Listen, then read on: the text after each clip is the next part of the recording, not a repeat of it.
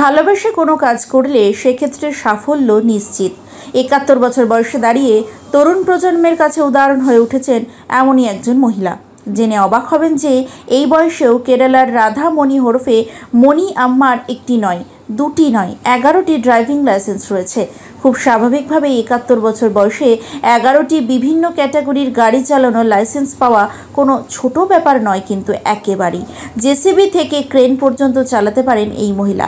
এক সংবাদ মাধ্যমের সঙ্গে কথা বলার সময় তিনি নিজের সম্পর্কে অনেক মজার বিষয় শেয়ার করেছেন। কিভাবে এতগুলো লাইসেন্স পেয়েছেন সে তথ্যও সামনে এনেছেন তিনি। মণি আম্মা শেয়ার করেছেন যে তার প্রাপ্তির জন্য অনুপ্রেরণা তার স্বামী। 30 বছর বয়স থেকেই এই কাজ শুরু করেছিলেন। তারা সেই সময় হাতে হাত মিলিয়ে ভারী যানবাহনের ড্রাইভিং স্কুল প্রতিষ্ঠা করেন।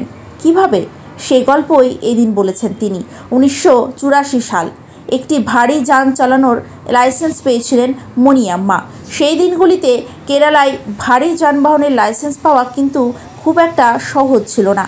নিজের লাইসেন্স নিয়ে ব্যাঙ্গালোরে অন্যান্য আগ্রহী ব্যক্তিদের প্রশিক্ষণ দিয়েছেন আম্মা এবং তাদের লাইসেন্স পেতে সহায়তা করেছেন তিনি।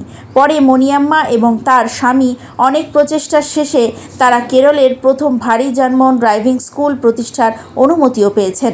মণি আম্মা আরও জানিয়েছেন যে 2004 সালে তার স্বামীর মৃত্যুর পর শুরুতে অনেক সমস্যার সম্মুখীন হয়েছিল।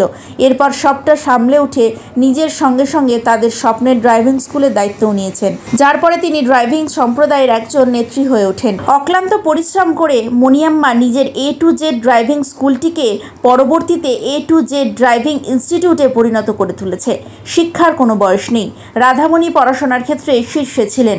বর্তমানে মেকানিক্যাল ইঞ্জিনিয়ারের ডিপ্লোমা নিয়ে পড়াশোনা করছেন। মণি আম্মা আজ চালক সম্প্রদায়ের একটি বড় নাম। তিনি আজ অনেক মানুষের জন্য অনুপ্রেরণা, যারা নিজেদের সমস্ত প্রচেষ্টা দিয়ে জীবনে কিছু করতে চান এবং কঠোর পরিশ্রম করে নিজের পায়ে দাঁড়াতে চান। আসলে ইচ্ছে থাকলে সত্যি সমগ্র মহাবিশ্বকে হাতের মুঠোয় নিয়ে আসা সম্ভব হয়, কারণ এক্ষেত্রেও ভাগ্যও সর্বদা সহায় হয়ে থাকে।